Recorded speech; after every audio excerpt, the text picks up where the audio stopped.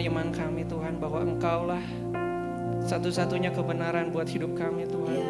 Engkaulah satu-satunya fondasi yang kokoh Tuhan, di mana kami bisa berpijak Tuhan di tengah kondisi dunia saat ini Tuhan, yang dipenuhi dengan berbagai kesesatan-kesesatan Tuhan, berbagai pandangan-pandangan dunia yang tidak sesuai dengan firman-Mu Tuhan. Tetapi kami meyakini Tuhan, bahwa ketika kami memilih Engkau sebagai juru selamat kami yang hidup, ketika kami percaya Tuhan bahwa Engkaulah satu-satunya Allah di hidup kami Tuhan, kami percaya Tuhan, kami hidup dalam kebenaran yang sejati Tuhan. Apapun kata dunia, kami belajar percaya Tuhan. Dan biarlah Tuhan, seiring berjalannya waktu kami terus rindu untuk mengenal Engkau lebih dalam lagi Tuhan. Dan biarlah Tuhan firman-Mu itu Tuhan yang menjadi landasan hidup kami Tuhan. Kami mau belajar, kami haus dan lapar akan firman-Mu Tuhan. Oleh sebab itu Tuhan, Engkau yang memimpin pemberitaan firman-Mu yang akan disampaikan sebentar lagi Tuhan. Sehingga biarlah setiap firman yang ditabur itu menjadi benih firman Tuhan yang sejati, yang boleh bertumbuh di dalam hati kami. Berikan tanah yang subur, berikan tanah yang mau dibentuk Tuhan, sehingga setiap firman ini boleh bertumbuh, berbuah, dan menjadi berkat buat setiap orang yang ada di sekitar kami. Terima kasih Tuhan buat setiap pujian yang dinyanyikan Tuhan. Kami percaya pujian ini telah membangun hati dan iman kami Tuhan, untuk siap mendengarkan apa yang Engkau akan katakan. Dan mari teman-teman semua yang di sini yang siap untuk mendengarkan firman Tuhan, kita mau sama-sama katakan amin. Puji nama Tuhan. Silakan duduk. Oke. Hans juga boleh duduk. Ya, shalom. Ya, stretching dulu badannya, karena habis pujian kita akan olahraga otak. Oke, masih semangat dengan khotbah bulan ini? Amin ya. Oke, boleh ditampilkan. Sepanjang bulan ini kita review dulu, kita belajar tentang sharpen your knowledge. Dan saya tahu hampir semua atau bahkan semua dari kita merasa berat dengan tema ini dan dalam memahami tema-tema minggu lalu juga ya. Karena kenapa? Karena pertama, bicara dipertajam itu nggak pernah enak, betul ya? Dan kalaupun kita ingin mempertajam diri, kayaknya bagian pengetahuan ini adalah hal yang kalau bisa dihindari. Paling dihindari. Setidaknya ada beberapa alasan yang terpikir oleh saya, kenapa kita biasanya menghindari pengetahuan dalam kehidupan rohani kita. Pertama, karena kita mungkin malas berpikir. Hidup udah susah, gak usah dibikin susah. Datang ke gereja, kalau bisa inginnya dikuatkan dan inginnya menikmati hadirat Tuhan, ya nggak usah belajar, gitu kan ya. Hidup udah susah. Atau kita juga berpendapat bahwa agama dan pengetahuan itu seringkali bertentangan. Kita berpikir bahwa semakin kita pintar, semakin kita tahu, maka semakin kita tidak butuh iman dan semakin kita tidak mengandalkan Tuhan. Atau alasan yang terakhir, kenapa kita menolak pengetahuan? Mungkin karena kita kecewa. Karena seringkali kita melihat banyak orang yang pemahaman teologinya pintar. Khotbahnya bagus ya, kalau misalkan berdiskusi senangnya mengkritik dan sebagainya. Tapi justru dalam kehidupannya tidak mencerminkan pengetahuannya. Nah, saya setuju bahwa punya pengetahuan yang baik itu tidak selalu mengakibatkan kehidupan rohani yang lebih baik. Oke, bisa bantu next. Tapi tidak berarti sepenuhnya pengetahuan itu tidak berguna dalam spiritualitas kita. Walaupun teologi yang benar, ya tadi seperti yang bilang kita banyak melihat kekecewaan, orang pintar tapi spiritualitasnya tidak baik. Yes, saya setuju dengan hal itu, dengan kenyataan itu. Tetapi kita tidak bisa menolak sepenuhnya teologi atau pengetahuan yang benar karena itu diperlukan untuk membangun spiritualitas yang sehat. Ada beberapa ayat yang mendukung statement ini. Saya hanya tampilkan dua. Yang pertama dari Roma 12 ayat yang kedua. Di situ dikatakan, janganlah kamu menjadi serupa dengan dunia ini, tetapi berubahlah oleh pembaharuan budimu. Sehingga kamu dapat membedakan manakah kehendak Allah, apa yang baik, yang berkenan kepada Allah dan yang sempurna. Jadi di sini kita belajar bahwa pembaharuan budi itu adalah cara kita untuk tidak menjadi serupa dengan dunia ini. Dan juga sebagai cara untuk kita bisa tahu mana yang menjadi kehendak Tuhan dalam kehidupan kita. Bahkan kalau coba kita kaitkan dengan ayat sebelumnya di Roma 12 ayat yang ke-1, kita akan mendapati bahwa pembaharuan budi ini adalah bentuk kita mempersembahkan tubuh kita sebagai persembahan yang hidup, yang kudus dan yang berkenan kepada Allah. Dengan kata lain saya mau bilang, mengasah pengetahuan kita adalah bentuk penyembahan personal kita kepada Tuhan. Ya. Jadi di sini dengan jelas dikatakan bahwa apa? Pengetahuan itu akan mendorong kehidupan pribadi kita bersama dengan Tuhan. Tapi enggak cuma sampai di situ saja. Di dalam 1 Petrus 3 ayat yang ke-15, di sini memberikan sisi yang lain. Di sini dikatakan, dan siap sedialah pada segala waktu untuk memberi pertanggungan jawab kepada tiap-tiap orang yang meminta pertanggungan jawab dari kamu tentang pengharapan yang ada padamu. Nah, ayat ini berkata bahwa pengetahuan juga diperlukan dalam pelayanan kita untuk menginjili orang-orang. Spiritualitas yang sehat tidak hanya diukur antara pribadi kita dengan Tuhan, tetapi juga dalam kita melaksanakan amanat agung Tuhan untuk sesama kita yang ingin mengetahui harapan atau iman yang kita punya kepada Tuhan Yesus Kristus. Jadi kalau kita tidak bisa mempertanggungjawabkan kenapa kita percaya Yesus dan ajarannya, bagaimana kita bisa membawa jiwa-jiwa untuk mengenal Kristus? Kenapa Tuhan Kristen ada 3? Banyak dari kita bilang apa? Duh nggak tahu ya, tanya Kak Dwi aja, tanya pendeta gitu ya, tanya Bang Sen, tanya Koyas, tanya Mas Agung juga ya, Tante Esther atau Om Witono gitu ya. Jadi kalau kita baru-baru ini dengar khotbah yang bilang orang mau ngomong apapun pokoknya percaya aja gitu ya. Iman tuh yang penting melompat dalam gelap dulu. Pokoknya harus percaya Alkitab sebagai firman Tuhan. Nah kita harus pertimbangkan ulang khotbah yang seperti itu secara serius. Saya setuju bahwa pengetahuan, bagaimanapun kita mengejarnya, kita akan diperhadapkan tetap pada keputusan iman kita. Kita mau percaya atau enggak. Iman itu memang lebih dari sekedar pengetahuan. Tapi iman itu tidak pernah lepas dari pengetahuan. Seorang filsuf, apologet, dan teolog ternama namanya J.P. Moreland, dia bilang begini. In scriptures, di dalam firman Tuhan, faith involves placing trust in what you have reason to believe is true. Iman itu bukan cuma sekedar yakin dan percaya saja, tapi juga tahu bahwa sesuatu yang kita percaya itu benar. Jadi iman itu tidak pernah melompat di dalam kegelapan. Bahkan di sini dikatakan lebih mengagetkan lagi. Faith is not blind, irrational leap into the dark. Di dalam kekristenan kita tidak pernah kenal yang namanya irasional. Di dalam kekristenan kita cuma punya 2 pilihan, rasional atau transrasional. Sesuatu yang melampaui akal pikiran kita. Saya kasih contoh. Yesus melakukan mujizat mengubah air menjadi anggur. Masuk akal nggak buat kita? Enggak. Tapi kalau kita pikir, kalau Yesus itu Tuhan, mungkin nggak dia melakukan hal itu? Jadi masuk akal kan? Nah, paham ya maksudnya? Jadi ketika kita memahami Yesus Tuhan, maka rasional sekali bahwa Yesus bisa mengubah air menjadi anggur. Kejadiannya sendiri kita pahami sebagai transrasional, bukan irasional gitu. Jadi saya harap ini membuka pikiran kita dan hati kita justru tidak menolak pencarian pengetahuan, tapi kita justru semakin haus dan lapar dalam mempelajari firman Tuhan. Nah hari ini kita akan melanjutkan topik pembahasan kita tentang living the biblical worldview. Oke, boleh di next. Ya, minggu pertama kita belajar bahwa Alkitab adalah fondasi kebenaran kita, ya.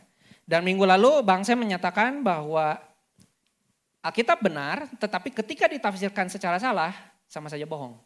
Sesuatu yang benar, kalau kita tafsirkan secara salah, hasilnya salah. Jadi penting sekali untuk kita bisa tahu penafsiran yang tepat pada sesuatu yang memang sudah tepat. Minggu ini kita akan melihat bagaimana menerapkan pemahaman Alkitab kita, melihat 3 isu, ya bisa dibilang 3 isu besar yang ada di dunia. Jadi saya akan bahas dulu isunya apa, ya lalu kita bahas respon untuk satu persatu, lalu kita bahas responnya apa gitu untuk menyikapi isu tersebut. Oke? Isu yang pertama, tentang kesejahteraan diri atau well-being. Nah, kita banyak bertanya karena di zaman sekarang ini, pertama kita sudah banyak terekspos dengan berbagai pandangan dunia selain kekristenan. Tapi kita selalu beralasan bahwa kalau sesuatu itu baik, kenapa kita tidak boleh melakukannya? Ya, kalau sesuatu itu baik, salah nggak saya melakukannya? Saya buka dengan 2 buku ini. Ini 2 buku yang sangat terkenal. Kalau kalian ke toko buku, di rak paling depan itu pasti ada 2 buku ini. Yang pertama Filosofi Teras, yang kedua adalah Ikigai. Mungkin yang Ikigai lebih terkenal ya daripada Filosofi Teras. Ada yang pernah baca? Oke. Ya, nggak apa-apa ya. Mungkin banyak dari kita belum pernah baca, tapi saya kasih sekilas saja gitu ya. Jadi 2 buku ini menarik karena mereka itu menawarkan dua pandangan yang membuat kita narasinya itu bisa bertahan di dalam dunia ini. Filosofi Teras, kalau mungkin bisa kelihatan di sini kayaknya kecil sih. Itu katanya filsafat Yunani Romawi kuno untuk mental yang tangguh masa kini. Sedangkan di Ikigai kita bisa lihat rahasia hidup bahagia dan panjang umur orang Jepang. Siapa yang gak tertarik? Tapi bicara filosofi teras itu memaparkan pandangan filsafat Yunani Romawi yang seringkali dikaitkan dengan ajaran yang namanya stoikisme. Stoikisme itu pandangan seperti apa? Saya kasih contoh aja ya sekilas. Stoikisme itu tidak percaya konsep Tuhan yang personal. Ya, setidaknya mereka bahkan selalu meniadakan Tuhan dalam penjelasannya. Keselamatan itu dicapai dengan hidup selaras dengan alam dan caranya mengendalikan emosi. Bukan mengandalkan doa atau mujizat. Ya kan nggak percaya Tuhan kan. Takdir itu tidak bisa dirubah. Jadi manusia hanya bisa menerima nasib dan penderitaannya. Nah itu caranya mereka hidup selaras dengan alam. Jadi caranya gimana? Kalau menderita, tekan emosi negatif. Sedangkan dalam kekristenan kita diajarkan bahwa setiap emosi itu kita harus acknowledge, kita harus embrace. Kenali emosi, kemudian kita harus benar mengendalikan emosi tapi bukan menekannya.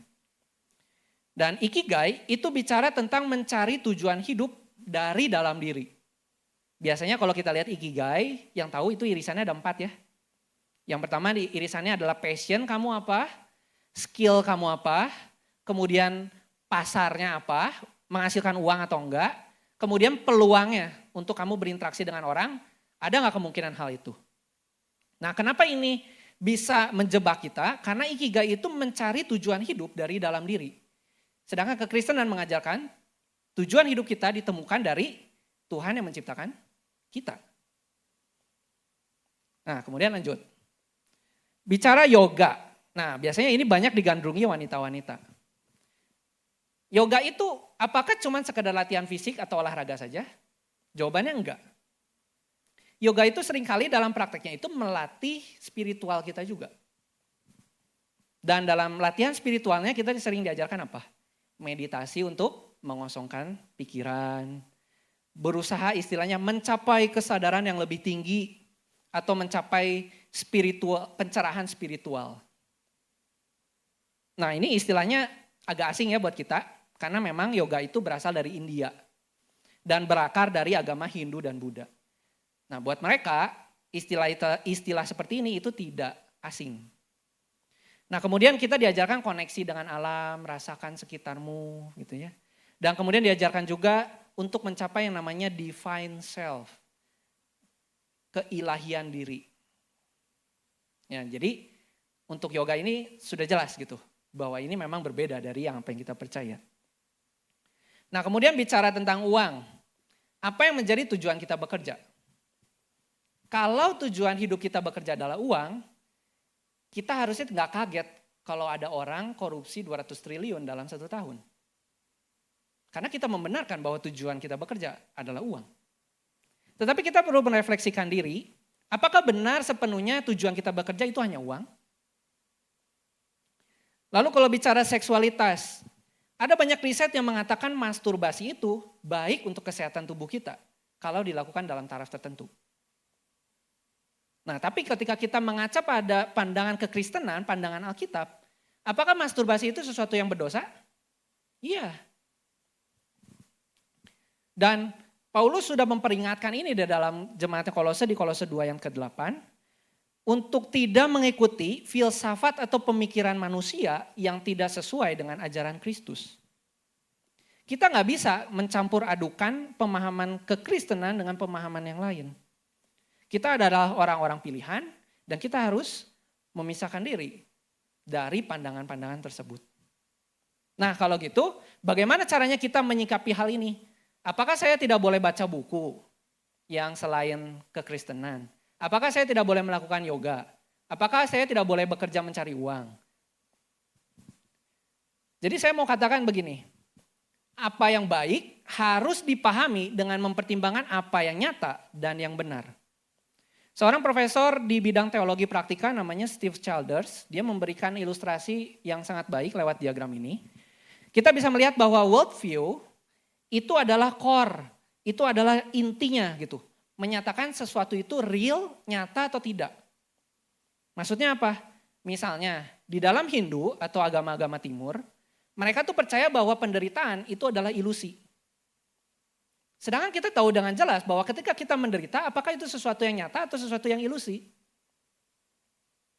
Kemudian, lingkaran yang berikutnya adalah what is true, apa yang benar. Baru kemudian what is good, apa yang baik.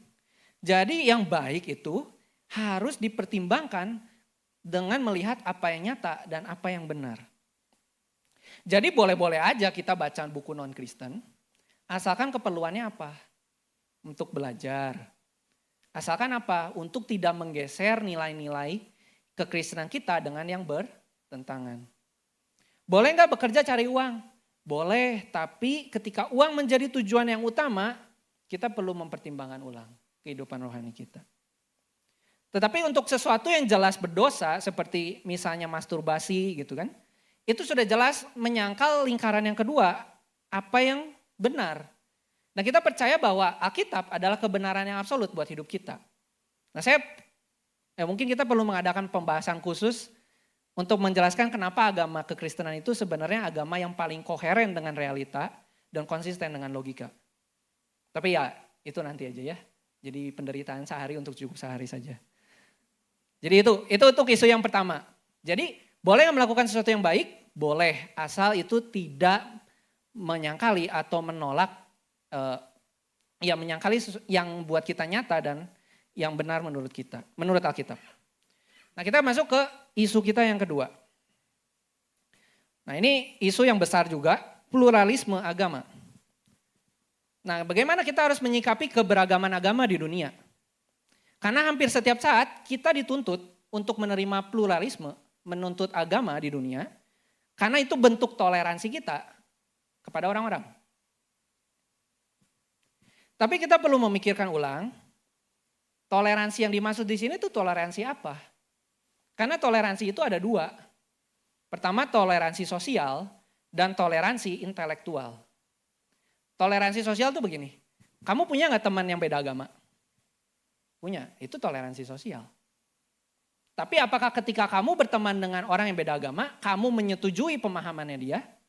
Kan enggak, itu toleransi intelektual. Nah toleransi intelektual dalam keberagaman agama itu mustahil terjadi. Orang kan menuntut begini, semua agama tuh sama-sama benar. Tuhan memang satu, kita yang berbeda.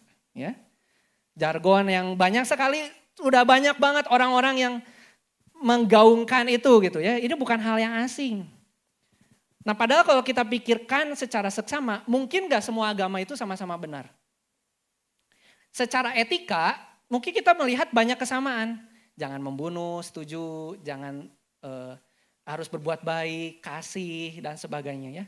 Tetapi secara fundamental atau secara pemikiran yang mendasar, mereka berbeda. Contohnya, natur Allah. Ada yang percaya Allahnya satu, monoteisme. Ada yang percaya Allahnya banyak, politeisme. Ada yang percaya Allah adalah segala sesuatu, panteisme. Ada juga panenteisme, ada banyak. Ada ateisme, tidak percaya ada Allah. Ada juga yang percaya Allah itu tunggal, dalam Islam dikenal sama istilah tauhid.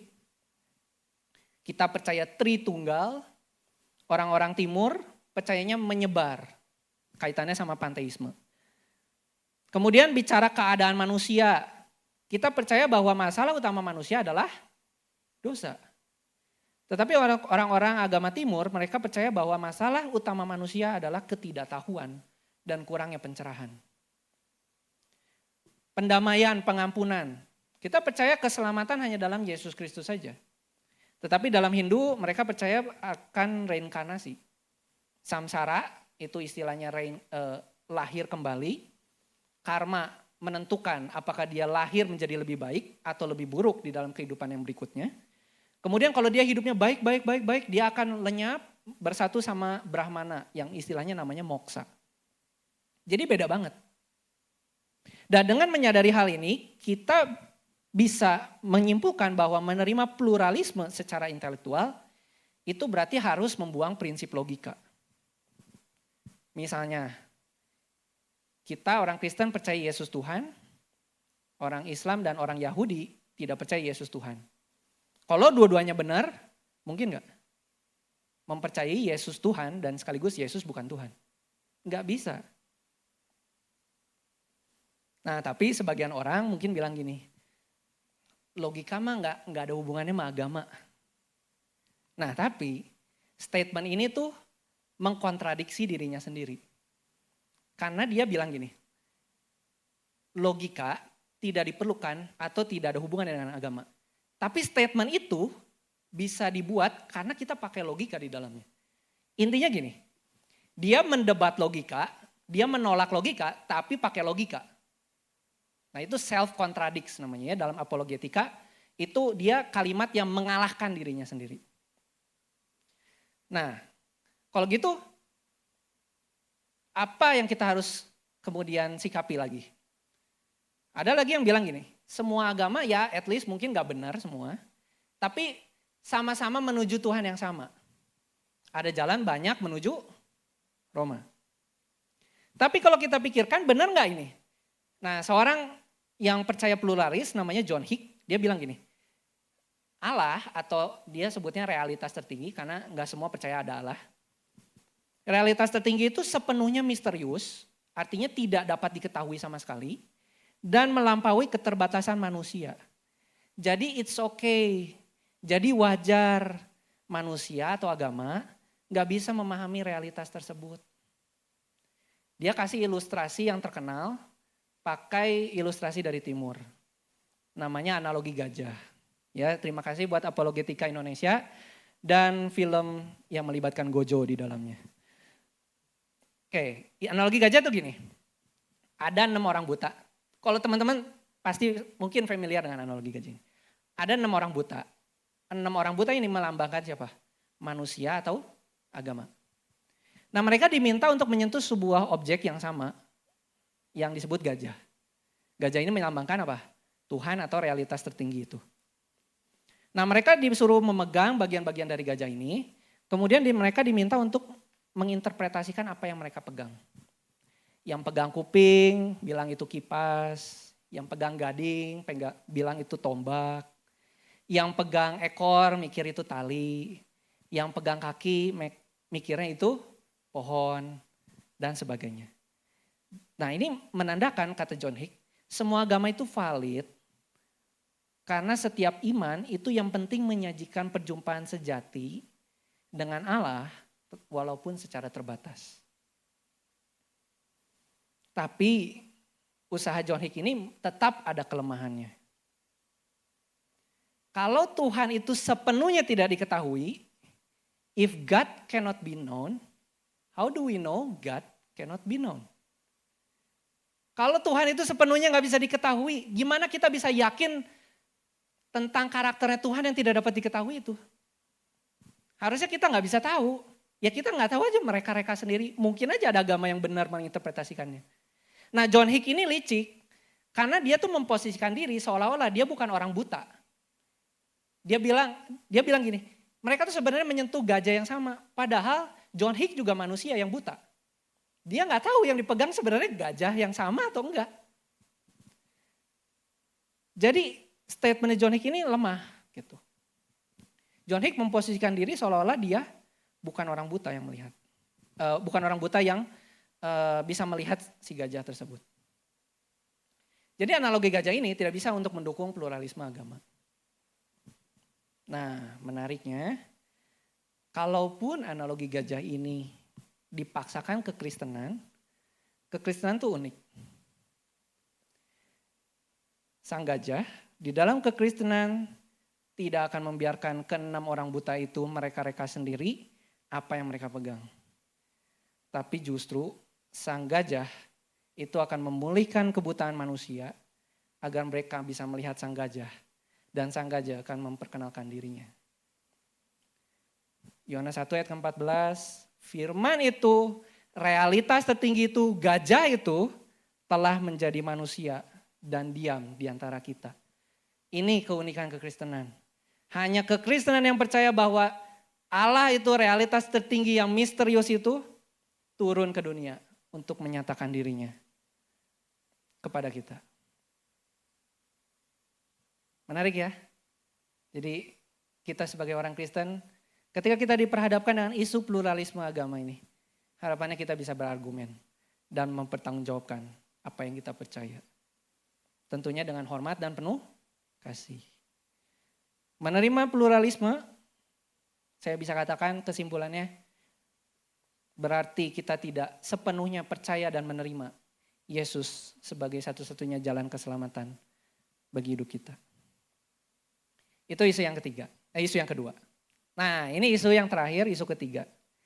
Tenang ya, cuma 3 isu. Ini yang paling terkenal, science versus teologi. Nah, bagaimana kita menyikapi kedua keilmuan ini? Disclaimer dulu bahwa sains ini tidak cuma mencakup biologi, kimia, dan fisika. Tapi sebenarnya juga mencakup psikologi dan sosiologi. Karena mereka seringkali dianggapnya pseudoscience. Padahal kalau kita coba telah lebih dalam sebenarnya mereka masuknya ke dalam sains juga. Pertanyaannya adalah apakah kita bisa mendamaikan kedua keilmuan ini? Nah, saya akan bahas dulu jebakan orang-orang yang percaya sains dan jebakan orang-orang yang percaya teologi. Oke, bahaya dalam sains. Orang-orang yang percaya atau pro sains, mereka tuh memegang yang namanya rasionalisme.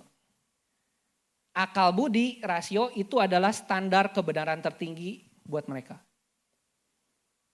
Padahal orang Kristen tuh sebenarnya boleh berasional. Orang Kristen itu memang harus rasional, harus berlogika. Karena Tuhan itu adalah pribadi yang rasional. Tuhan itu rasional, maka ciptaannya juga rasional. Tapi kalau rasio itu dijadikan standar kebenaran yang tertinggi, nah itu baru mulai salah. Oke? Kemudian mereka juga percaya saintisme. Segala sesuatu itu harus dibuktikan dengan sains. Jadi nggak heran kalau di dalam sains itu mereka meniadakan Tuhan di dalam penjelasan-penjelasan mereka. Misalnya, ya saya bukan kompeten di dalam psikologi, mungkin teman-teman bisa diskusi sama Stevina, Cimila, atau Lois. Nah, psikologi ini kita juga perlu hati-hati, karena psikologi itu lahir dari pemikiran filsuf-filsuf yang bukan orang Kristen. Socrates, Plato, Aristoteles. Kemudian psikologi modern itu juga lahir dari pemikiran ateis terkenal namanya Sigmund Freud. Jadi kita harus hati-hati gitu. Enggak semua apa yang diajarkan sains dan khususnya psikologi itu benar-benar match dengan kekristenan. Makanya ada mata kuliah psikologi dan kekristenan. Makanya di dalam sekolah teologi ada konseling sendiri. Kenapa konseling harus ambilnya teologi bukan psikologi? Nah, karena memang ada ranah-ranah yang tidak sesuai. Nah, di mata kuliah itu biasanya diintegrasikan satu dengan yang lainnya. Nah, juga gak heran kalau fisikawan terkenal namanya Stephen Hawking, dia bilang gini, one day science will answer everything. Jadi Tuhan itu tidak perlu. Kita akan bisa menjawab segala sesuatu yang ada di dunia. Tapi kalau kita coba pikir, apakah sains pasti akan meniadakan Tuhan? Kalau nih ya, ada penjelasan ilmiah akan sesuatu, apakah pasti tidak ada penjelasan lain selain penjelasan ilmiah? Saya kasih contoh. Air mendidih. Kok bisa air mendidih? Nah, orang sains akan bilang gini. Ya, air itu dikasih energi lewat panas, kemudian mencapai titik didih, nah jadi airnya mendidih. Tapi bukan berarti nggak ada penjelasan lain kenapa air itu mendidih. Kan siapa tahu Kak Dwi lagi bikin kopi, makanya airnya mendidih. Ada kan penjelasan lain yang bukan sains? Lagi. Kak Dwi, seberapa menarik Karini? Wah, menarik sekali. Terus saya tanya, berapa gaya tariknya? Kan nggak gitu ya. Kita segala sesuatu kan nggak dikaitkan dengan sains gitu kan. Saya di dalam kuliah saya ada mata kuliah untuk menerapkan matematika dalam dunia, aplikasinya lah gitu ya. Salah satu teman saya itu bikin lagu tapi pakai matematika. Caranya gimana? Diukur, pokoknya chordnya, jaraknya, ya mereka punya definisi tersendiri tentang jarak. Pokoknya jarak jarinya enak lah. Jadi kalau pindah-pindah chord gampang katanya gitu. Tebak hasilnya gimana? Ya jelek lah. Ya musik, art, itu juga memang ada sisi yang tidak bisa diukur dengan matematika gitu. Kita tidak bisa naif untuk bilang, sains akan menjawab segala sesuatu. Karena ada bagian-bagian dari sains yang memang tidak akan bisa dijawab. Atau bukan berarti meniadakan penjelasan lain. Nah itu sisi sains, kelemahan mereka. Tapi bahaya dalam teologi juga ada. Orang tuh percaya gini, fundamentalisme. Semua hal di dunia itu duniawi. Logika, sains, rasio, nggak ada itu pokoknya. Rohani pokoknya full kerohanian aja. Spiritisme, roh gitu kan. Ya, kita karismatik, Pantekosta familiar lah dengan ini ya. Emosionalisme, iman. Ya kan di apologetika itu kita banyak menjelaskan Yesus beneran bangkit atau enggak dalam kubur. Nah, ada yang bilang gini, Yesus mau bangkit, mau enggak, saya tidak peduli. Yang penting Yesus hidup di dalam hati, gitu kan? Iman, pokoknya iman. Nah, orang yang terjebak dalam teologi juga sering menjadikan Alkitab sebagai buku pegangan sains. Nah, kemarin ini kan kita baru dengar, Alkitab itu sudah lama sekali membuktikan bumi itu bulat. Kita lihat Yesaya 40 ayat 22. Dia yang bertahta di atas bulatan bumi. Tuh, Alkitab sudah membuktikan jauh lebih dulu daripada sains kalau bumi itu bulat. Jadi Alkitab punya otoritas. Tapi kalau kita cek, orang-orang yang menulis orang-orang non-Kristen menulis gitu ya di zaman kuno, ada juga yang sudah memprediksikan bumi itu bulat. Apakah menunjukkan mereka punya otoritas, mereka punya kebenaran yang absolut? Kan enggak. Dan kalau kita pikir lagi, setelah kita belajar apa yang Bang Sem paparkan gitu, bahwa tafsiran Alkitab tidak bisa dilakukan seperti itu. Pokoknya cuman konteks, cuman lihat gitu ya, oh ada tulisan bulatan bumi, bumi bulat gitu kan. Kan kita harus memperhatikan konteks ayatnya, genre ayatnya, terus juga kita tidak bisa serta-merta lihat katanya literal atau enggak. Penafsirannya tuh enggak konsisten gitu. Lihat Wahyu, wah ini apokalipsis gitu ya, ini banyak kiasan dan sebagainya. Tapi begitu lihat bulatan bumi, ini literal nih, buminya bulat nih. Kan enggak gitu kan? Makanya kita percaya ada chip di dahi. Nah, gitu kan kita beneran mikirnya memang chipnya dimasukin ke dahi. Nah, kita harus pikir kan, itu beneran literal atau itu ada bagaimana gitu menafsirkannya. Enggak bisa seperti itu gitu. Teologi ya kita banyak sekali juga secara salah berusaha menjawab memang hal-hal yang gak jelas di Alkitab. Nah ini yang paling diperdebatkan, bumi muda versus bumi tua. Buat orang Kristen, kita percaya bumi itu umurnya muda. Cuman kurang dari 10.000 tahun. Sedangkan orang-orang sains percaya bumi itu umurnya tua. Miliaran tahun yang lalu diciptakannya. Nah, bagaimana saya harus memilih? Pilih sains atau pilih teologi? Kalau kita coba periksa, Alkitab memang gak bicara apa-apa tentang usia bumi. Nah orang pikir gini, ya kan kita percaya 7 hari itu dari Alkitab kan ya, terus hari Sabat, hari ke-7 karena Tuhan beristirahat, betul ya? Nah, tapi kalau kita pikir lihat gini, hari itu bahasa aslinya Yom.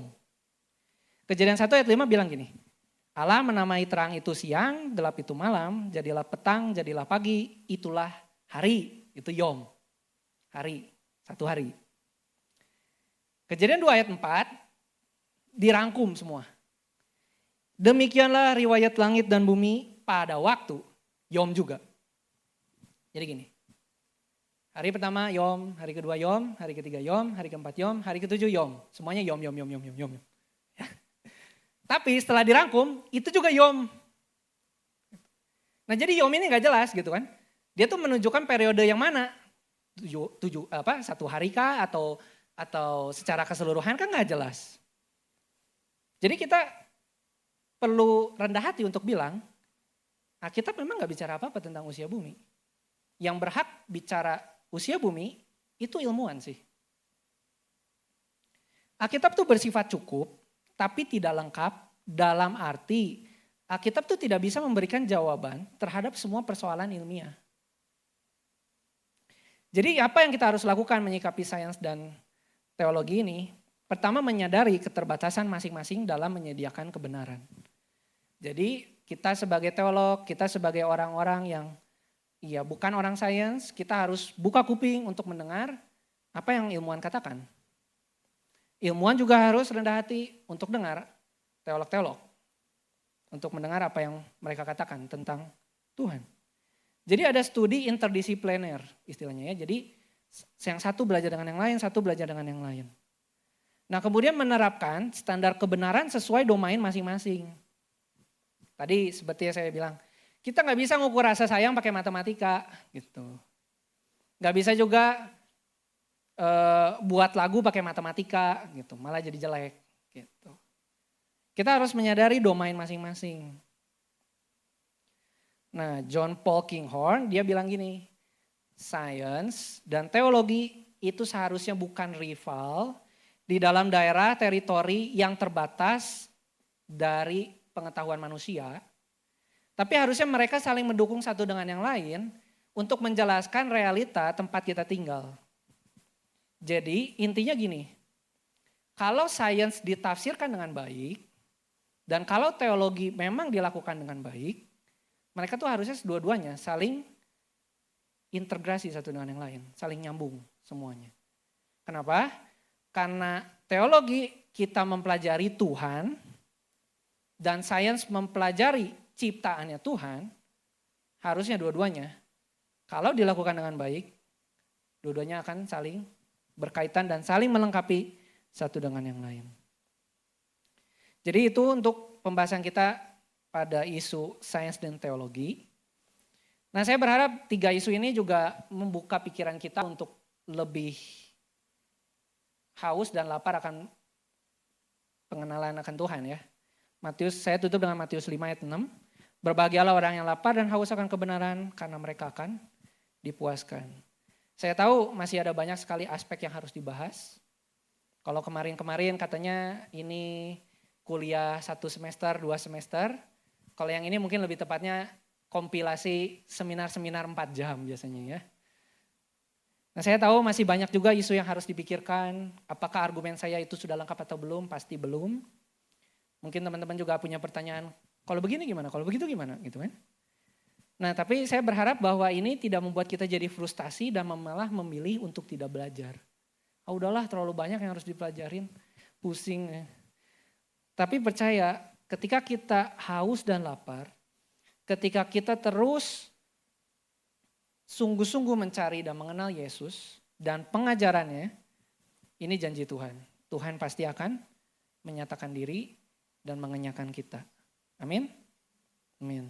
Dan kiranya lewat setiap pencarian kita akan kebenaran, itu yang akan semakin menumbuhkan kehidupan rohani kita, dan kita juga akan semakin dimampukan untuk bisa mempertanggungjawabkan iman kita kepada orang-orang di sekitar kita. Amin. Yuk kita berdoa. Bapak terima kasih buat waktu ini Tuhan, di mana kami boleh belajar tentang bagaimana kami bisa mengaplikasikan Tuhan pandangan kekristenan terhadap 3 isu di dalam dunia ini Tuhan, tentang kesejahteraan diri, tentang keberagaman agama Tuhan, dan juga tentang sains dan teologi. Mungkin ini adalah sesuatu yang sangat berat buat setiap kami bisa pahami. Tapi biarlah Tuhan, kami menundukkan hati untuk menyerahkan diri sepenuhnya kepadamu Tuhan. Berikan kami kehausan, berikan kami kelaparan Tuhan. Untuk terus belajar dan belajar lebih lagi Tuhan. Bukan untuk sekedar memenuhi pikiran kami dengan informasi-informasi. Bukan sekedar untuk menjadikan kami lebih pintar dan kami menunjukkan kepada orang lain kami tahu banyak. Tetapi lebih dari itu Tuhan, biarlah Tuhan lewat setiap pengetahuan kami Tuhan, kami boleh menumbuhkan iman kami terus kepadamu Tuhan. Dan kami juga Tuhan boleh memakai setiap pengetahuan kami ini untuk membawa setiap orang-orang yang bergumul dengan hal yang sama Tuhan. Untuk bisa mengenal Engkau dan pengajaran-Mu lebih lagi. Untuk menunjukkan kepada mereka, kenapa kami Tuhan percaya padamu Tuhan. Kenapa kekristenan adalah jawaban yang sejati untuk setiap pergumulan dalam hidup mereka.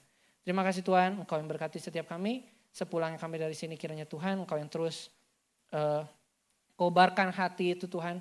Kobarkan roh-Mu Tuhan dalam setiap hati kami.